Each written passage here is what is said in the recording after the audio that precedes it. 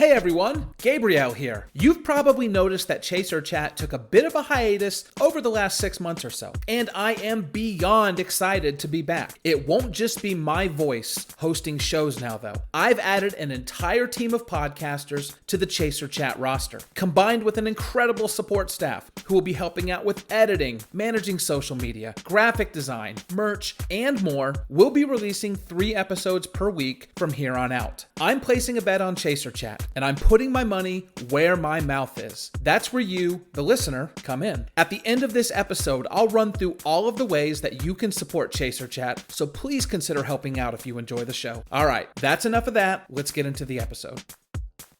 All right. Hi, y'all. Welcome back to Chaser Chat. My name is Maddie Smith. Just to introduce myself here, I'm a new episode host for the Chaser Chat podcast. Gabe had me on the show a couple months back, and when he reached out to me offering the chance to be a part of the relaunch for the podcast, I jumped at the opportunity. We got a lot of different personalities and awesome people on the team, and I'm super excited to be a part of this. I'm a senior meteorology student at the University of North Carolina at Charlotte, and would label myself as a pretty mediocre storm chaser. But luckily for me, I am joined today by some really cool people and who I think are probably better chasers than I am. So you guys are in luck. Today, I have 3 storm chasers out of the Carolinas, not typically the area of the country that first comes to mind when you think of where most storm chasers are located. However, we do exist, and we occasionally get some of that severe weather action that folks out in the plains are so blessed with. So enough for me. I want to go ahead and introduce who I got with me today. First up, we got the one and only famed YouTuber and chaser, Mitch West. Say hi, Mitch. Tell us a little bit about you. What's going on, guys? I'm Mitch. Yeah, I love the weather. Yeah, I got a YouTube channel. Started off in the Carolinas, really South Carolina. Began to expand outward and pretty much have reached to where it is now. And yeah, it's awesome. Carolinas are great. And of course, I'm always biased towards the Carolinas. That's where my heart is. But yeah, started YouTube and just kept grinding it out. And it's pretty decent success. So met a lot of great people on here, so I'm happy to be here.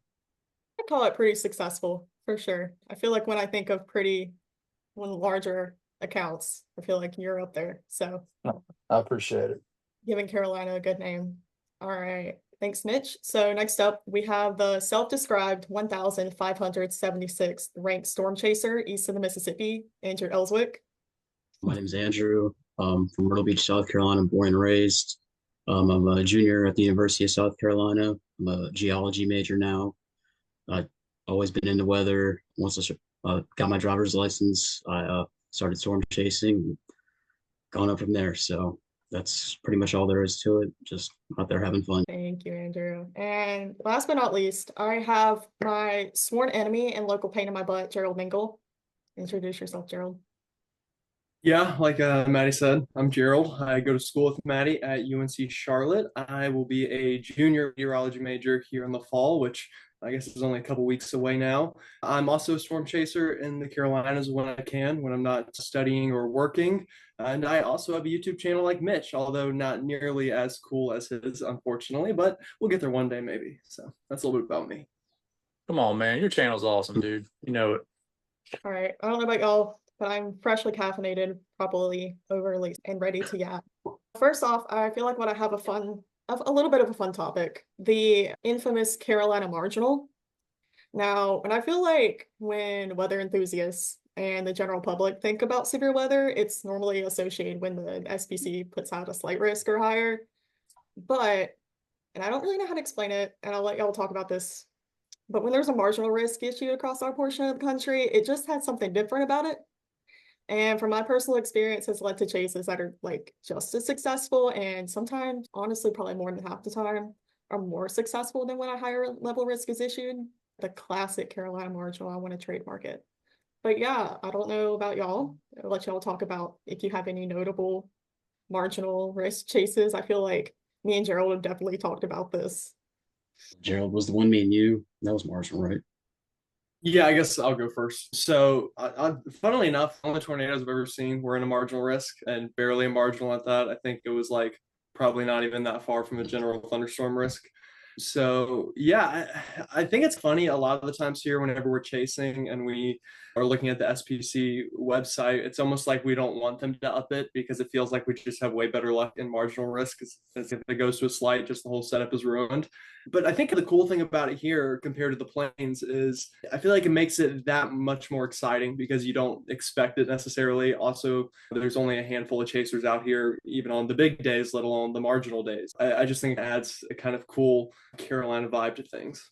I think it's a lot more fun too. The marginal risks, it's usually a more localized type of setup. The bigger setups, we usually get like the remnant setups that the like Dixie Alley would see. And timing, I feel like for us, never usually works out well. They usually hit the mountains, and then like daytime heating, it just doesn't quite work out well. By the time peak instability is there, it's already to the ocean. All the energy is just gone. So usually the best luck I think we get is with the marginal risk type of setups. Yeah, you guys definitely ball out with that. I haven't had as much luck with marginal risk as you guys have, but you guys have killed it over the last couple of years. But yeah, I've definitely scored some pretty gnarly shelf clouds and things like that on marginal risk days. But I think you guys are more of the risk takers locally with going out there and making the best out of what most probably wouldn't even bother going an hour or 2 hours or even 3 hours out the way to chase like you guys do. So I know that chase a few months ago or a couple months ago was freaking phenomenal. You guys really carry the Carolinas on your back with that one. So Like you're giving us a lot of credit, Mitch. no, I'm not. I've went out far, but you guys have had more success in the Carolinas than I have. I got very fortunate on April 5th, 2022, which is a totally different story, but that was an enhanced risk. So you guys been killing it on marginal risk days. Like Gerald said, anytime it gets upgraded, I'm like, oh, and nothing's gonna happen. It's gonna bust. I can never get any good structure. It like daytime heating never works that way. It's disgusting to chase, honestly. It's so disappointing. Whether marginals never disappoint me. I don't know. They're more. Y'all got close that one day. Was it back in May? Man, I thought y'all were all going to score a tornado, you and Gerald, with the car issues. Yeah, that day. Yeah, I think another kind of cool thing about the marginal risk thing is I feel like people in the plains, like on high risk days, whenever they see these tornadoes, as cool as it is for them to experience that, I feel like their content kind of gets lost in the wave of everyone else's stuff. Around here on a marginal day, like for example, in May, we had basically a tornado outbreak in the Myrtle Beach, Wilmington area of North Carolina. In South Carolina, and me and Andrew were the only people in the entire state of South Carolina with a camera looking at it. I think it adds that cool thing where you and only a couple other people who actually put in the work to forecast that and go out there and see it, can have your content really shown out there. It's definitely more fun, like when you know who else is out there, because it's a really small community out here compared to where like out in the plains. So like everybody big is out there. It's a small group of people. Remember back in May, I knew exactly who was out and about when me and Gerald went chasing, and I don't know, it's a small community, but I don't know, like Gerald said, it's cool when you're one of 3 people out there. You're one of the 3 who gets a shot instead of the one of 100 chasers that are out in Oklahoma on an enhanced day. Yeah. I want to talk about some notable chases now that y'all have had. I'm going to open up the floor. The good and the bad, the most interesting, or the ones that taught you the biggest lessons. Take a second to ponder. But yeah, it doesn't have to be the biggest lesson. No, go ahead. The biggest lesson I've learned, probably, you can never leave too early. The biggest thing, you can never leave too early. There was one. It was like one of my first real ones I ever went. I was like up near. I was going to like the North Carolina Virginia border or something like that, and I like left at 11 o'clock, and I got up there, missed it, and got to it as it was like the convection started, and by the time everything, like I was positioned, the sun was already going down, and I like missed quite a few storms. But now if I get somewhere, I leave at 8, and if anything, sit in my car, eat McDonald's or something. I can find the time to do something in the meantime. But yeah, you're gonna miss something if you don't leave early. So there's something about the North Carolina Virginia border. I feel like whenever I see tornado warnings, it's like right up around the Roanoke Rapids area. Yeah. Every single time. I never get up there. Right. Yeah, I can't stand chasing that area. I don't know why. I don't know if it's just because on the way home, it feels like that's such a long drive back down 95. I don't know what it is, but I know that I know you guys chase up in that area a lot, but that is just such a long drive back home. Woof. Yeah, I imagine it's a little bit further from you. When I end up there, I end up at my parents' house in Eastern North Carolina, which isn't as bad of a drive as I was driving back to Charlotte. But I don't know, the terrain up there pisses me off. And the fact that like Virginia cops are, you shouldn't speed, but we all do when we get excited and they'll get you. So, I feel like North Carolina safe. Sounds like you have a notable not good chase story, Maddie, is what it sounds like. I've never gotten pulled. Knock on wood. I have bad luck in every other car situation. Like, it's insane. But I've never gotten pulled. I've never gotten a ticket. Yeah, I've definitely gotten bull chasing. I think you're absolutely lying through your teeth if you say you don't speed when you chase. You try to hold yourself accountable, of course, but I remember I got pulled in Alabama and the cop was so cool. It was just the coolest cop I ever known. And they actually pulled me for riding too close to somebody. And I thought he was pulling me for speeding, but he wasn't. He just let me go. But I actually got pulled the day that I got the tornado outbreak in South Carolina, April 5th, 2022. I got pulled 2 hours before I caught the tornado. And I remember I was pretty bummed out about it. And then I got the tornadoes and I just totally forgot about it. It was actually a seatbelt ticket. It wasn't even speeding.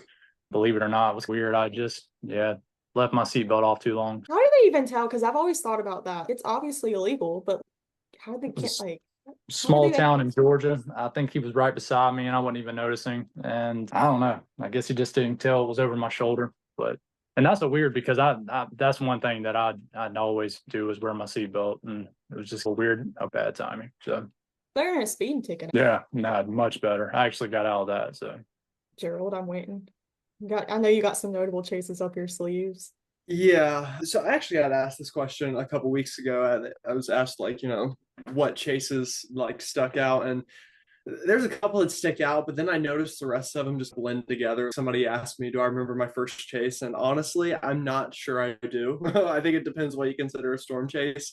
Notable chase wise, though, I'm going to throw a curveball. Seeing the Aurora was a notable chase for me because that wasn't something I just went outside my backyard and did.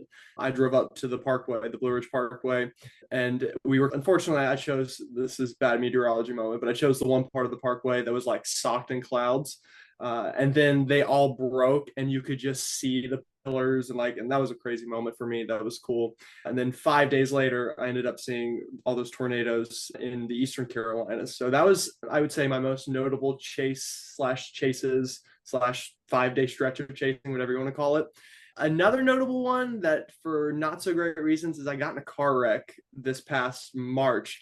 It wasn't my fault, so I'm very fine telling the story. If this was my fault, I'd probably be a little more embarrassed, but I was just sitting at a stop sign and somebody wrecked into me. And the funniest part about it is it happened in South Carolina, of all places. The funniest name town, just adds that much character to the story. So that was a notably bad chase. I've also had plenty of chases where I've driven at least 2, 3, sometimes 4 or 5 hours and seen a rain shower it's happened.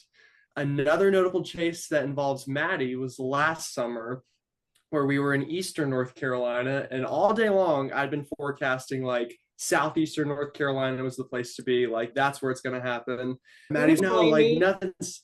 No, I'm going to blame you though, because it was your fault a little bit. And I'm not, this is a hill I'll die on. This was Maddie's idea. So we were sitting right in central Eastern North Carolina. I don't know, we'll say New Bern latitude, but not that far east. So right in the middle, and Maddie's, no, it's going to happen up north. Look at whatever model she was showing me, whatever observation she was showing me. It's all right, fine, Maddie, you've got an extra year or two of education on me. We'll do it. We'll go up there. And then these little showers start bubbling up. I'm all right, she's right. And then nothing happened. And all the way an hour and a half south near Wilmington, these beautiful supercells just explode. They break the cap, probably about as photogenic as you're going to get in the Carolinas. And then me and Maddie absolutely hauled it south. And luckily, I would have been a lot more mad if those produced tornadoes, but they ended up not producing. And we got there just in time to get a couple pictures. But that was another notable chase for me. Do you feel like the lesson for you there is just to have more of a backbone? Because you got to blame yourself there. Why are you listening to me?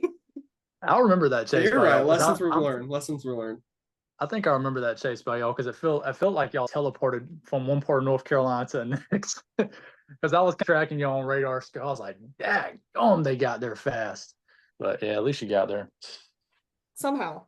I was probably going about 25 over. Yeah, it happens. Sorry, Mom. That's for you, Gerald. See, lesson learned, everybody. You guys just gotta grow a backbone. Stick to your own forecast. Hey, you know what, Maddie? I'll take it as a growing opportunity because there have been plenty of times since then that I will absolutely stick my foot out and just not listen to what other people say and be like, no, that's not it. This is it. So, if you know what, thank you, Maddie. Actually, thank you. You're welcome. It was on purpose, actually.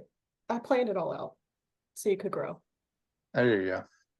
I have a couple brutally fail-off chases. I would say the number one, though, is it was around this time 2 years ago. Forgot which tropical system there was right off the west coast of Florida. I felt like it was Elsa, but it came up, became a Category 1 hurricane, and then it weakened, and I think it ended up making landfall as a tropical storm right there in the armpit of Florida, the Big Bend region of Florida. But basically, I left here at about 2 o'clock in the afternoon, and it was a spontaneous thing. You know what? I really want to get this hurricane. First hurricane of the season is early. I want to go on here and do my thing here. So I drove 8.5, 9 hours to Tampa Bay. I think I was right outside of Gainesville, Florida, if you're familiar with that area geographically of Florida. And that thing started falling apart on radar. So I'm basically just deep into Florida at this point. It was weird. It was a weird part of Florida where it looked like you were like in the foothills of Florida. I didn't understand what was going on, but so I'm driving down. I'm all the way 6-7 hours into this trip, and that tropical system, I don't know if y'all remember that when it began to fall apart. So I basically drove all the way to Tampa for some 20 to 30 mile per hour wind gust, and then literally sat there with, you guys might know him, Bryce Shelton, for about 2 or 3 hours, I guess, banking on something to re-strengthen. And then I don't even remember getting out of my car much. I literally just drove straight all the way back to Columbia from Clearwater, Florida. And I think I stopped in a car wash off an sketch exit to just rest for 2 hours. But I somehow I got all the way back home by about 12 o'clock the next day. That was such a brutal chase. It was all for nothing. Absolutely nothing. It's the worst. And yeah, it was a terrible fail of the chase. But yeah, I can relate to Andrew though too, and not really getting there too late, but leaving too early.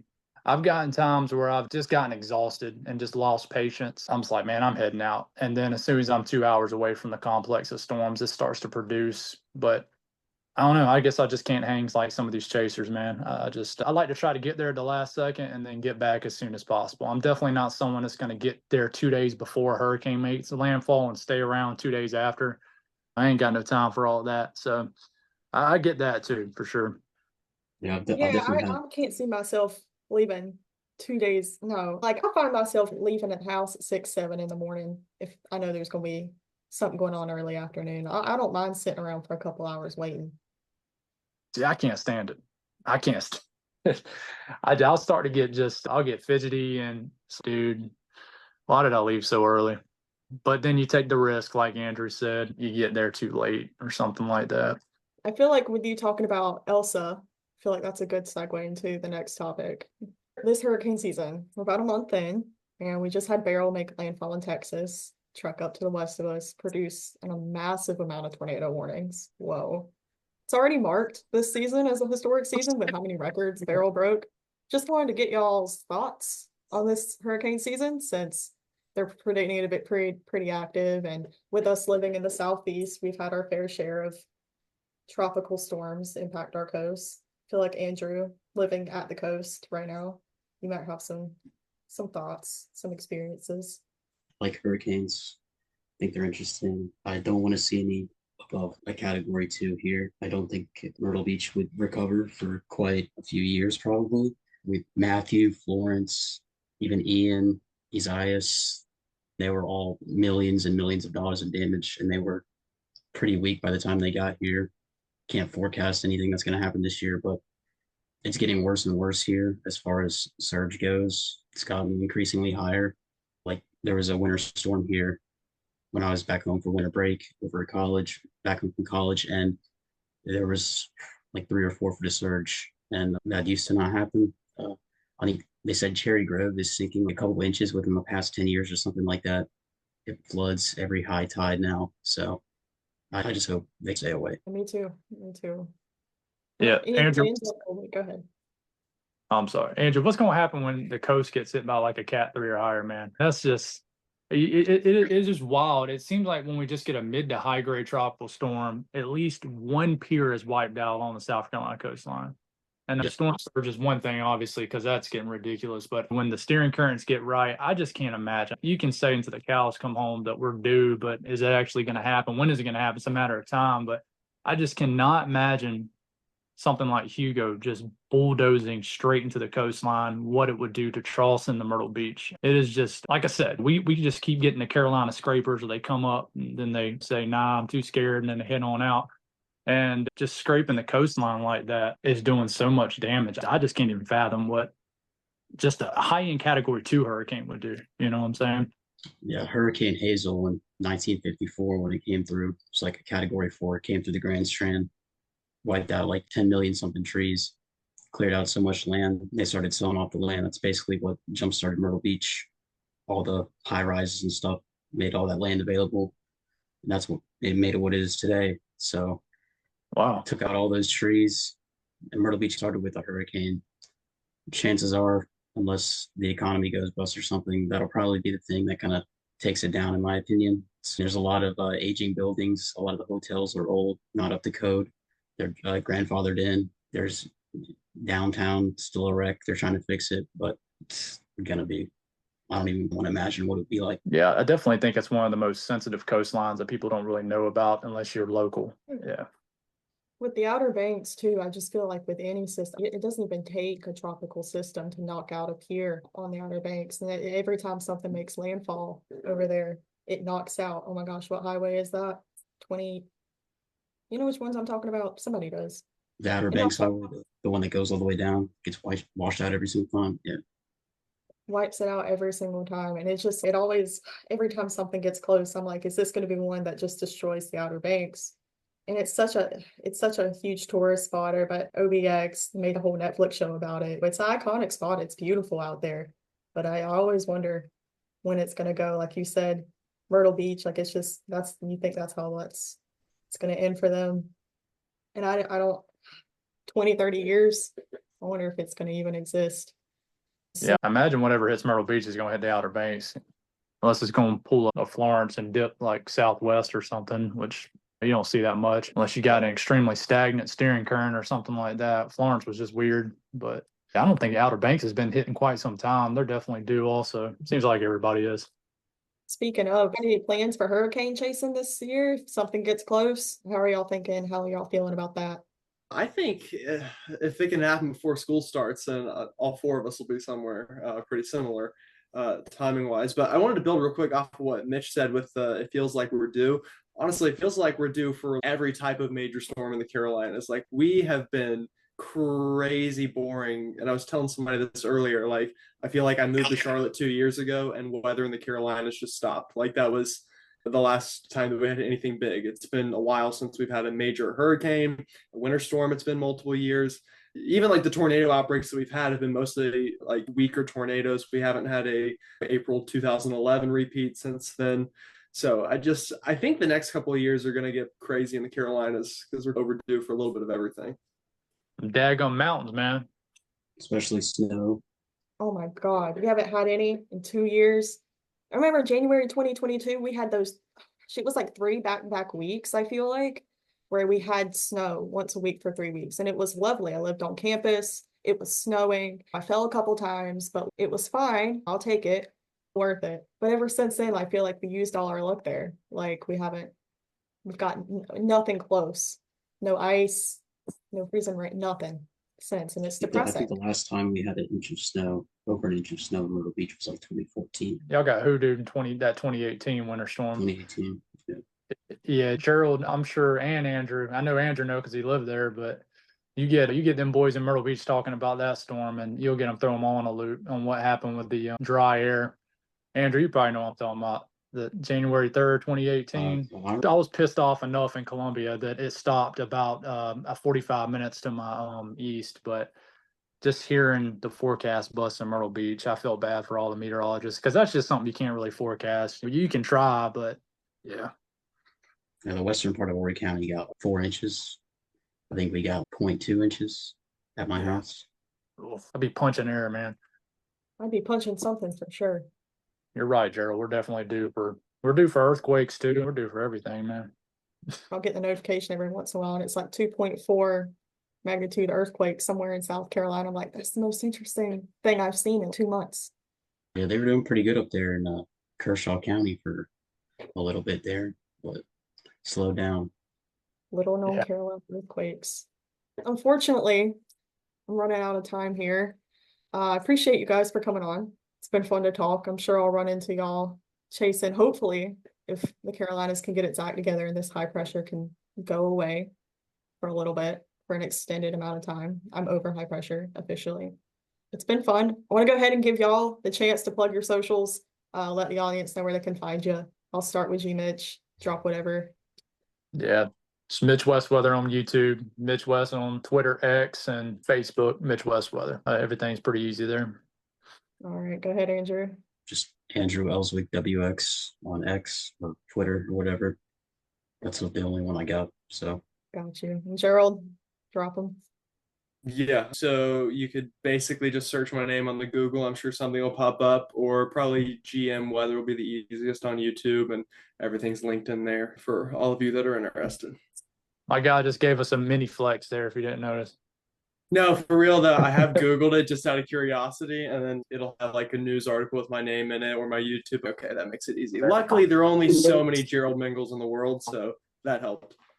I'm not that popular. Must be nice, man. Not all of us are in the news, Gerald. All right, not all of us be putting in the work either. Y'all are, but other people in the world, not so much. Oh, so. man, it's getting spicy, man. Hey, I said y'all are. Thank you very much, especially Mitch. Real quick plug for Mitch. I don't know how Mitch does it. I was telling when I was in Myrtle Beach and I was talking to some meteorologists there, I was like, I don't know how he does it. He just doesn't stop. It's nonstop. Mitch just doesn't. I don't know when he sleeps. I don't know when he eats. He's just always doing the thing, though. Mitch, I'm sure you all of us be work ethic wise for sure. Yeah, I just go to bed at 8:30 and wake up at 3:30, man. This is the time of the year where I don't even make it to the sun fully sets, man. Yeah, but I appreciate it. I appreciate the love there. Just got to try to keep the grind going, man. But y'all are great too. You got that pizza coming soon too. Yeah, man. This Friday. Oh my gosh, I can't wait. How long has it been now since you had it last? The last day of really the mid-March. I had a slice at CC's because I had a little soccer party with my soccer kids, and I didn't want to not join in, so technically I ate a piece there. But since I had a full-fledged meal, it's been since mid-March. So, and if you don't know me like that there was a time in my life I ate pizza just about every other day, so it's a pretty big deal to me. Yeah, I don't know if I can go that long. Props to you. I couldn't do it. Thank you guys for coming on. Or you can find me on Twitter and Instagram at Madeline_WX MADELYN. It's spelled weird, but I'm mostly on Twitter. I don't post much on Instagram. But thank you guys for coming on. Thank you guys for listening, and I'll see y'all next time. All right. Appreciate having us. Thank you. Thanks for listening. If you're not already subscribed, hit that button right now. Then make sure notifications are turned on so you never miss an episode. We need your help keeping Chaser Chat on the air, and there are some awesome ways for you to support the show. The best way is by becoming a subscriber on Patreon. You'll gain access to monthly bonus content like the WX Drama Report, featuring myself and a rotating cast of co-hosts. There's also a 1-hour live expert Q&A with Dr. Cameron Nixon and Trey Greenwood from the Convective Chronicles YouTube channel. There's even a deal where you can bundle all of the bonus content together with a t-shirt or a hoodie, which is pretty fantastic if I do say so myself. If you just want to buy some Chaser Chat swag, check out the merch store for t-shirts, hoodies, hats, coffee mugs, and more. Can't support the show financially? There's still plenty of ways that you can help. Leave a rating and a review on your favorite podcast app, like and comment on YouTube, and share this episode on your favorite social media platform. Links to everything I just mentioned are in the episode description, and your support would mean the world to all of us at Chaser Chat. Thanks again for listening, and I'll catch you on the next episode.